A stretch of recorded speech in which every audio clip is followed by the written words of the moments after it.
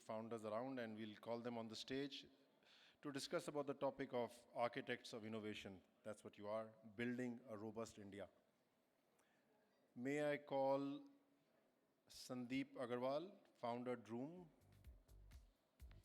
Thank you. Manish Gupta, co-founder and CEO Rezo.ai. Harsh Mani Tripathi, co-founder Stage. Harsh, could you join us on stage, please? Ashish, Jhina, co-founder Jumbotail. Sarita, Ahlawat, MD and co-founder Botlab Dynamics. Sarita.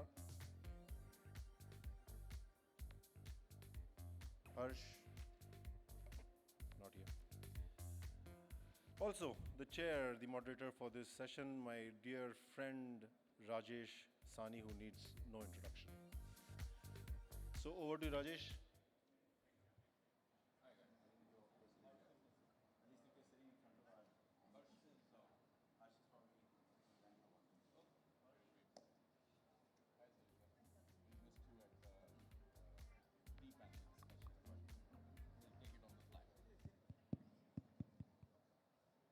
So we are waiting for Harsh.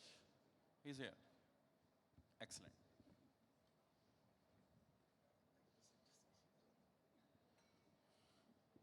Actually, the best discussion we had was in our pre-panel discussion, right? I wish, Harsh, you had a backstage camera pan to capture our conversations.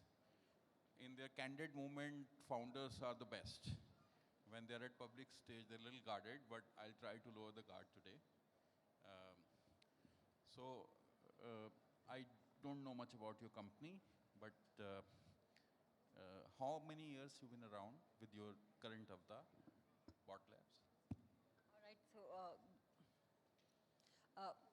good morning, everybody. And I'm Sarita. I'm one of the co-founders of Botlab Dynamics. We are a startup from IT Delhi. We have been building drones for last 8 years. And I guess we have built the largest swarm of drone in the country. We made a world record last year with 5,500 drones. And then China broke it with twice the number. It's all We right. are into deep tech drone manufacturing. Excellent. So what I wanted to say was everyone here is built the company between 5 to 10 years, right? For example, Stage started 5 years back. You started 8 years back. You started 10 years back. Rezo started 7 years back. And Sandeep, how many years it's been? 11 years. So these are the guys who have seen a lot, ups and downs of funding, ups and downs of consumer shifts, ups and downs of Trump tariff kind of events, COVID events. And they have come on the other side and they've survived, but they're also not thriving, right? So maybe I should start with you, Harsh. Yeah, thank you. Just each one, before you start talking about what I ask, also introduce yourself, what your company does, a little bit, 1 or 2 minutes, so that everyone gets a context. I'm not sure. So Harsh, take us through, you are unique. You have created a digital platform which is a true representative of localization, right? You have monetized us Haryanvis, right? Now you're monetizing Bihar, right? How have you done that? It's an amazing, fascinating story to be able to, there was an argument, India is so hard to monetize in consumer. Other than ad, no one paid. But you have shown that you can monetize the Mofussil markets of India. So I'd love to know from you, what was your secret sauce? First of all, hello everyone. Harsh on this side, one of the co-founders of Stage. We're building an OTT for India's regional cultures. Moving on to Rajesh's question, I don't think there was any point in the journey where we had a secret sauce. It was a constant process of figuring it out. When we first got started, we had not set out to build an OTT. We were building a platform for local artists because we just felt the need that, there are a lot of stories which need to be told, which are not told. It was actually our users who guided us towards this. I remember one of the first set of feedbacks that we started getting post launching the artist-led platform was, hey, thank you for saving our culture. And we were like, यार ये तो हम कभी करने निकले ही नहीं थे. हमारा उद्देश्य संस्कृति बचाना नहीं था. So it was actually a lot of iterative building with our users that led us to eventually figure out and crack that, hey, there are so many untold stories, there are so many stories that need a lot more voice. And it just, took us in the direction where we said, hey, probably Bollywood and all of the industry put together is not doing a great job at that. And there needs to be a platform that caters to it. When we think of digital entertainment, people, what comes to your mind is Netflix, then maybe Spotify. But I think now we have innovation-led platforms from Stage to Pocket FM to Kuku to Pratilipi, which have taken shape in last 5 years silently. And they have learned to monetize. This has been the most fascinating part of this evolution that has happened. Right. So just take us through your ability to monetize. So I think What is your learning there? I think two major paradigm shifts played a role. One was there was a sudden increase in willingness to pay by the audience, and thanks to possibly all the shifts that happened during COVID. Second, the fantastic government initiative called UPI, which has actually caused a paradigm shift in how India sort of treats fintech and deals with fintech. And second, it's been such an inclusive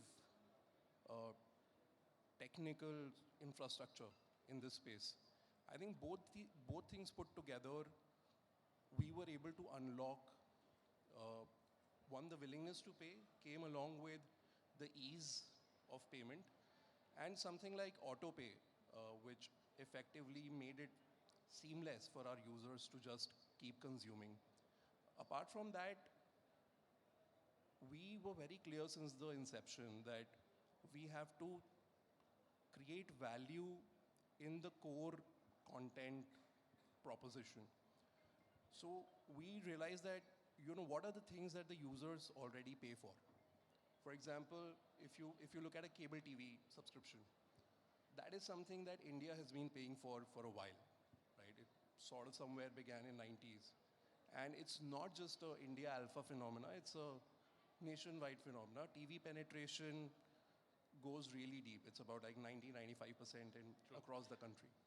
So that was the third insight, and we were like, hey, people are used to paying for content. It is just that I think the modern models and the social media age models have started monetizing eyeballs and attention over delivering core value through content. So social media, deeper internet penetration, UPI, local pride, local stories, combination of that stage. Yes, and I'll come back we to you. say, just to finish, we say that we're creating something where we want every Indian to take pride in their cultural identity. Excellent. And that's the... So we have 5 founders from 5 different industries. I'm going to go a little deep so that you get a flavor of what's happening in their industry also, right? So next one is Rezo, which is in the most talked about, competitive and evolutionary game of AI, generative AI. So yesterday I tweeted, India is a 25 years project. So we're just about migrating from a startup nation to a product nation. And I think in 10 years time we'll become a tech nation. So in that context, and in the context of a big discussion we have, how do you see Rezo's you actually started Rezo before generative AI became a buzzword, right? So talk us through your journey of 7 years and how do you see these things unfolding? Sure. Thank you. So I'll give a little background about Rezo first. So Rezo is a agentic AI platform which automates the customer experience, customer interactions across all channels. Today we work with some of the largest enterprises in India. Uh, in fact, half of them are listed companies. Uh, so you're absolutely right. So essentially, India as an economy is moving from a startup in a services to a product. But one of the big things that is kind of missing, although being the tech hub for the world, is adoption of technology in our existing enterprises. Today, when we work with the enterprises, we talk to different prospective clients, or even in my own network. What we see is everyone is talking about AI, everyone is talking about Gen AI or the new age technologies, but the basic tech adoption is missing in the ecosystem. And unless and until that's covered, uh, you know, it'll be a little creating a resistance for the new innovation, the deep tech, the AI. So I think that's one thing. But there is a sensitization in the market where that basic adoption is Would it be happening. right that our consumer is tech forward and our enterprises are tech backwards? Or lazy, Yes. tech lazy? Uh, I wouldn't really use those hard terms, but yes, millennials definitely are much ahead of the curve. Their adoption curves are much higher. Enterprises which have been there for long, uh, you know, they have, there is a certain form of inertia in them in They're very doing defensive. defensive inertia. I mean, imagine an enterprise which started maybe 20 years back or 25 years back. They had certain snapshot in their mind in terms of technology and what technology can do, and the processes and the systems being designed that way. Fast forward, the systems have not really matured that way. But technology of voice bots has completely disrupted call center industry. Correct. It is starting to. And Not, I would give us an example of how fast it's changing. So when we started 7 years back, I mean, the core hypothesis with which Rezo was started was the unstructured data in the industry which enterprises have, and the only solution they have is to deploy people on that problem to solve that unstructured data. Uh, we started with kind of getting insights from different online footprints. Everyone liked it, but no one was ready to pay that much amount. So in order to get a better value, I think we evolved with time. And today, we work with enterprises and help them understand that platform like Rezo can get them a better ROI, better scale, better transparency. And only the long tail, only the complicated cases, only the cases where gray cells of the human is required, let's leverage humans there. In terms of adoption in the industry, it is picking up significantly now. 4 years back, as part of the sales calls, it was only about curiosity of the enterprises. Today, it's all about what is that they will get. So tell me, the worrying thing for me is all those call center jobs will go away, right? It'll be basically technology, voice bots with human in the loop kind of business model that is evolving. So how do you see the impact of AI on job creation in India? And the larger context is what will happen in the sense that I think Satya Nadella the other day said that 30% of the code on Microsoft is now being written by technology, AI. And the stock price of yesterday, Microsoft zoomed. Um, so what he is essentially saying, I don't need so many people to do work at Microsoft. And market saw it as either gain in productivity or less cost in humans, and therefore profitability of Microsoft increasing. Is this how enterprises going to adopt AI? Okay, so there are two things. One is technology and time kind of evolves on a regular basis. Even the skill set of the human needs to evolve. The moment we get stagnant, that's not how one can grow in the market, right? So that's the baseline. Working with so many enterprises or in the market, what we have seen is typically enterprises say that they deploy man force humans from 0 to 80. And from 80 to 100 are the use cases or the scenarios where they let it go because of shortage of humans or whatever it is, processes. But with the AI and adoption happening, 0 to 80 is getting automated. And this entire field force is moved from this bucket to the second bucket, which is 80 to 100. And this gives them a much better edge, much better productivity, much better competitiveness in the market. And that is how things will evolve. Maybe with time, what will happen is there will be more opportunities which will open up, and we will get to know once we cross the bridge. Okay. Once we cross the bridge, so let's cross the bridge. So we come to Ashish. Ashish, you've been building Jumbotail for 10 years now, and you've seen e-commerce different waves, right? From Flipkart to Amazon to Meesho, shop clues in between, and now we are under the relentless narrative of quick commerce. And how has your business model dealt with it when serving kiranas? Give us a sense of kiranas also.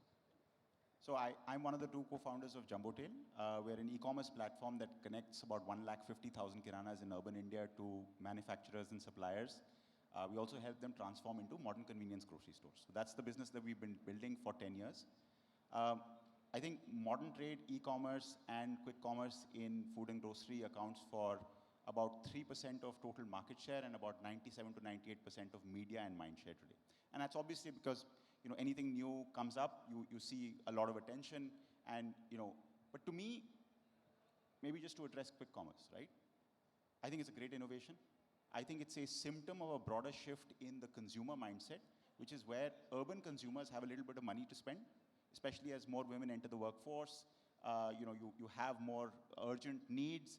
People have a little bit of money. Unlike maybe our parents' generation, there are more choices. People want to be more individualistic in the way that they consume because consumption actually stands for who you are, right? In that world, it's obvious that people will seek more convenience. It's obvious that they will seek more variety. It's obvious that they will seek a better experience whenever they go out and buy something, right? And therefore, in that world, quick commerce, for at least the top 30, 40 million people in this country, is the mechanism that we're seeing. But it's the tip of the iceberg, in our opinion, on what's actually happening on the consumer. All consumers, irrespective of how much money that they make, seek convenience and variety, which means that that is also going to be something that the next 350 to 400 million people also seek today. Our belief is that the Kirana store, or the modernized convenience grocery store, which is what we believe the future of the Kirana is going to be, and what Jumbotail has been working towards creating, is the mechanism by which the vast majority of that demand is going to be met. Just let's maybe talk about numbers specifically. The cost of the variable cost, just purely the variable cost of delivery for, let's say, Blinkit, which does an incredible job of doing this, is about 100 to 105 rupees per order.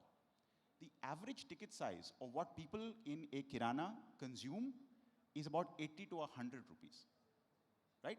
Now just put that in context. The cost of delivery itself is more in many cases than the average ticket of what a person walking into a Kirana store actually consumes. So in that world, our belief is there has to be a new model by which the convenience requirements of those people are actually met.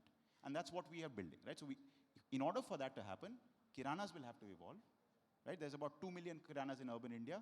There's about half of those that are run as part-time businesses, and about 1 million of those that are run as full-time businesses, which we believe the future of modern retail in India is going to be small format convenience retail, where Kiranas will actually have walk-in stores.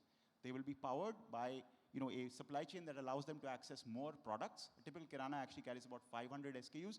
Our belief is the sweet spot is about 1,500 hyper-targeted, hyper-localized SKUs in the store.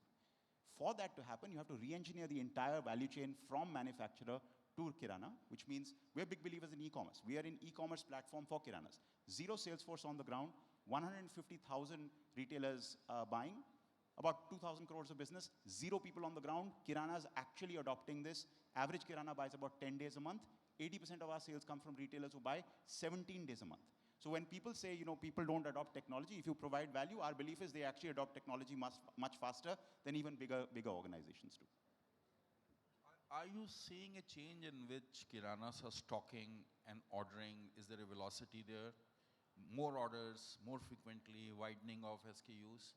to respond to quick commerce? We are seeing that, at least at the top end of the kirana market, where people are realizing that consumers actually want more choices. Therefore, you have to stock more variety.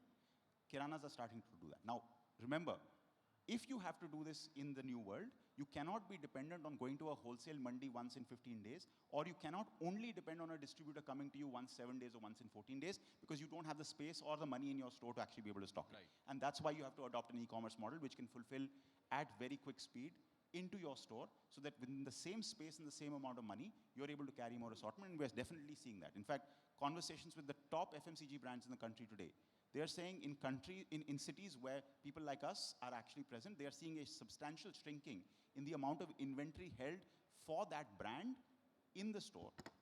When that happens, you create space for more products to go in. Some of those products will belong to long-tail products that are being manufactured by those brands. But the massive opportunity now is smaller brands, regional brands, that actually were subject to a problem where they had a massive entry barrier because they couldn't compete on distribution, now can compete on a level playing field. And many of those people, I think your example is a great example. Local tastes actually vary, right? Local tastes in language, entertainment vary, as do local tastes in food.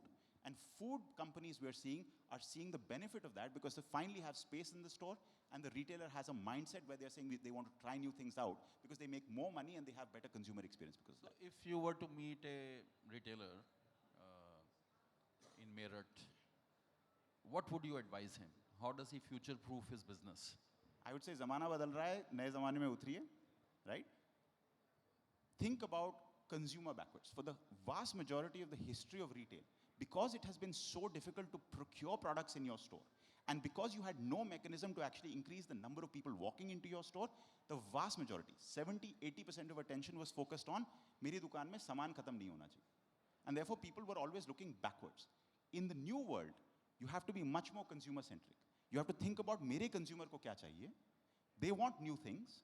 How do I focus my attention on getting these new products and creating a better experience for my consumer? And that is actually what the capabilities that we are building as a series of capabilities around how do you drive consumers into stores.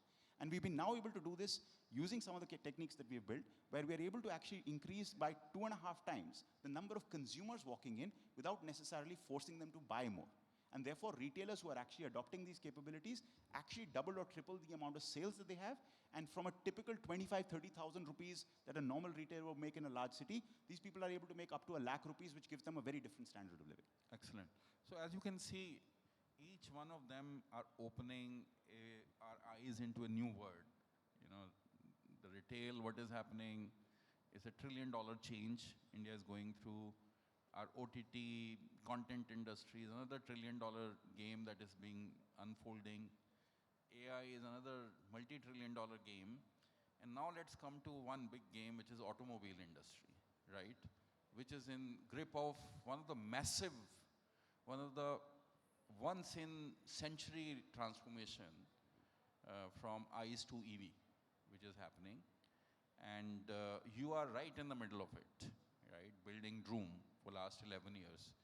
So contextualize for us this transformation and the role of Droom in this transformation. No, absolutely, Rajesh. So automobile is a very important industry. In any country, it accounts for 8 to 12% of the local GDP. So if we assume 100 trillion as a global GDP, we are talking about 8-9 trillion as automobile industry, which by far exceed most of the single industries we can identify. First automobile was built around 1885. Since then, cars have become very advanced, right? With a single charge, car can go for 1,000 kilometer, driverless car which can fly, right? Typical German car may have 200 sensors, monitors, computers, right? They are tracking everything. So cars became very advanced, and there are definitely mega trends happening, ICE to EV. But you would not believe in 1912, in the roads in New York, there were more electric vehicle than the combustible engine, right? Why did not happen, etc. Sometime we just, we go back. But anyhow, So there are multiple large trends happening. One is how the automobile is evolving, the product, right? Where Droom fits is we are not reinventing the wheel on, we are not creating another automobile. We are disrupting how automobile should be bought and sold, right? So from 1885 until I would say I founded Droom, largely it will be a dealership model, right? You will go, you'll shake hand, you'll take a test drive. The ads will be, this car goes from 0 to 100 kilometers in 7 seconds, right? So all those things are, right? So when the automobile was going through a mass adoption, that time it was great. Like people will be even, it was like a product demo. You'll say, this is Viper, this is gas pedal, this is an all. But now I don't think anyone needs to know that, right? So the word is moving towards dealership-less model, and we are enabler of that. How he mentioned about his Jumbotail and Kiryana and quick commerce, right? What I did in shop clues, that there's no need to go to a physical store, there'll not be enough merchandising, etc. Same thing is with the car. If you go to a physical dealership, forget about sunroof, moonroof, your favorite music system, you may not even get your favorite exterior color car. Will you buy a car without having opinion that I like white color, red color, black color, right?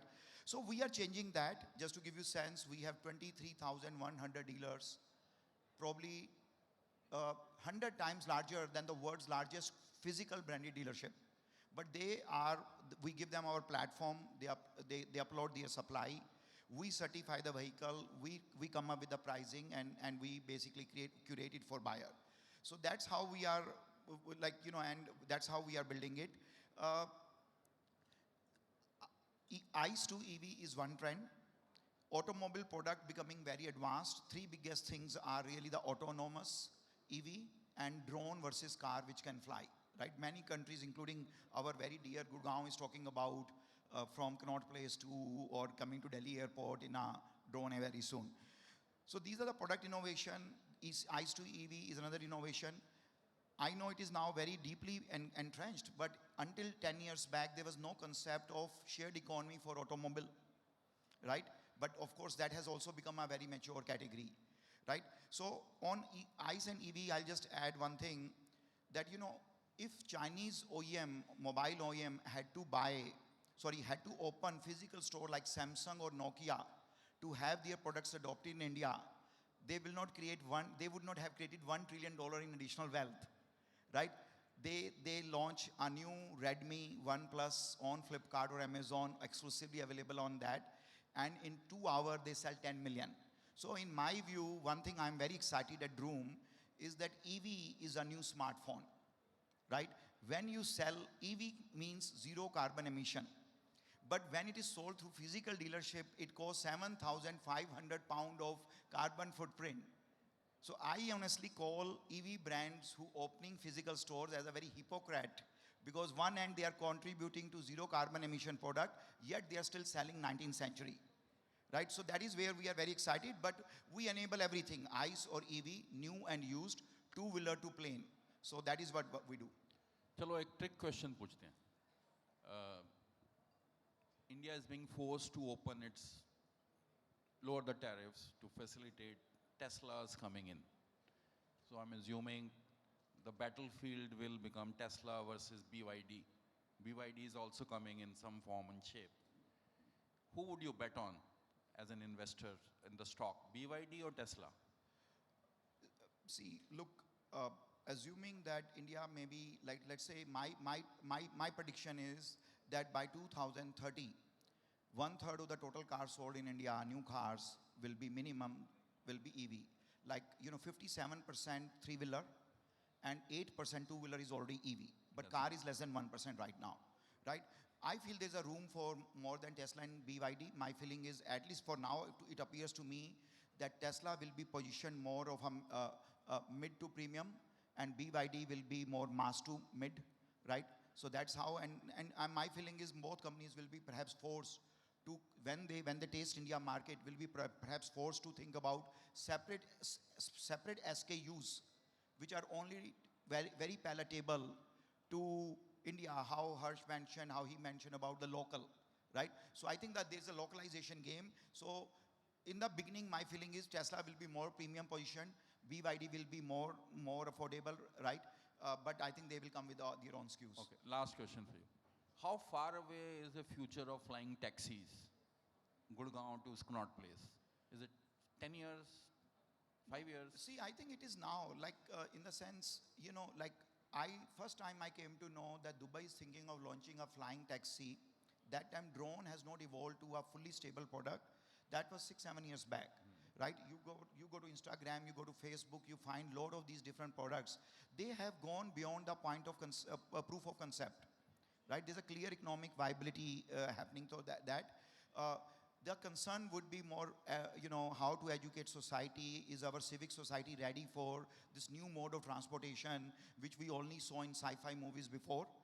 But product-wise, technology-wise, is there. And India is one of the first countries in the world who has a very defined drone policy also.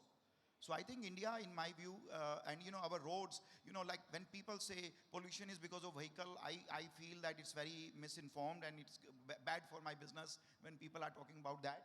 So anyhow, Rajesh, I think that category's time is now, right? That category's Excellent. time is now. The time of drones is definitely now, right? Tell us about when you think of drones in India, what is your vision? What do you think of where the market is? Is it in the military fields when we're fighting Pakistanis and China? Is it in our day-to-day life? Is it in the logistics companies? Where do you see the use cases emerging for drones in India? And how big this industry could be? So this industry is already very big, and if you had asked me this question, Not really, it's not that big. नहीं, अगर आप pace देखो तो India is coming up very well in this, and so they already penetrated agri, logistics, media and entertainment, defense. And had you asked me this question last week, my answer would have been different. But now today, the attack on Indian tourism in Kashmir, so I think the focus has suddenly changed. Everybody in drone industry has been asked to share the number of drones that they own, so that the Indian defense, because now the situation is quite tense. And now certainly the focus of Indian drone industry has moved towards defense. So even if, like for example, we are in media and entertainment, we do drone light shows, swarming. And now the government, and especially looking at the war that are going on between Ukraine and Russia, and then Gaza and Israel, drones have played very, very big role and in kind of minimizing. Give us a small primer on 3-4 innovations that are happening in drone industries. What's the future? Like one in the war context, it was that our Sukhois and Rafales are flying in concert with drones and attacking. But you can take different use cases. आप पहले बोल रहे थे, I think India is a very big consumer of technology, but we are not very big at innovating or building technology. So a lot of the platform that my fellow colleagues talked about, so we are still catching up how we think about innovation. And now thinking about, and he really talked about policies, and now because there is a shift in policies and mind shift, slowly we are going towards innovation. We are still not, you talked about We're not leapfrogging. Not at all. So if you talked about BYD and you talked about Tesla, there are very, very innovative products in which took decades to come into. BYD has been, they've been trying for a very long time, and now they're actually beating Tesla, if you like it or not, in terms of their innovative products. And maybe in India they'll take a first spot. So when it comes to innovation, drone industry is actually doing really well. We have a very good presence when you talk to in any sector. We are innovating, but we are still really behind when you talk about China. We are behind US and several European countries. In fact, we are behind Iran and Turkey when it comes to drones. So in defense drones, Turkey is way ahead of several other countries, and India is quite far when it comes to innovation. So on that wonderful little insight, I think it just sort of summarizes what I was trying to say at the start of the panel. We have wonderful entrepreneurs. Startup ecosystem is maturing very fast. So India is converting from a startup nation to a product nation. All of you are doing products, but not as yet a tech nation. That is the next frontier we have to leapfrog to in next 5-10 years. So that's when we start innovating and building deep seeks or next generation drones or next generation consumer apps, global platforms like Pocket FM, and maybe new cars for the world. We are still building Mahindras and Tata's cars mostly for India itself. So I think we are very optimistic. We are in the middle of a transition as a nation, and I'm grateful to 5 of you for sharing your deep insights in your respective businesses. Thank you. Thank you very much, all of you. Great round of applause for these builders, building a robust India. I'm sorry we don't have time for questions for this session, but I request all of you to be available for meeting other founders, inspiring them to tread your path and build the new technologies that Rajesh was talking about. Thank you very much, all of you. And Upasna Sharma ji, please, can you come and honor the guests, please?